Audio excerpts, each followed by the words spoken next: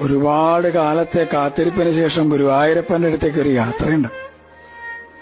പരിഭവങ്ങളും സങ്കടങ്ങളും പരാതികളൊക്കെ ആയിട്ട് നടന്ന് ആ ശ്രീലകത്തിന്റെ മുമ്പിൽ അങ്ങോട്ട് എത്തുമ്പോ ഭഗവാനെങ്ങനെ കാണാം. ശംഖും ചക്രവും ഗദയും പങ്കജവുമായിട്ട് ചക്രവർത്തി ഭാവത്തിലുള്ള ഭഗവാന്റെ രൂപം അതങ്ങോട്ട് കാണുമ്പോ കണ്ണ് നിറഞ്ഞൊഴുകും, തൊണ്ടയിടറും, എല്ലാം മറന്നുപോവും. പരിഭവങ്ങളും സങ്കടങ്ങളൊക്കെ. ഗുരുവായൂരപ്പാന്നൊരു വിളിയുണ്ട്. ആ സമയത്ത് ശ്രീലകത്തുനിന്നൊരു നോട്ടമുണ്ട്. കാരുണ്യത്തിന്റെ കടലായ കണ്ണന്റെ നോട്ടം.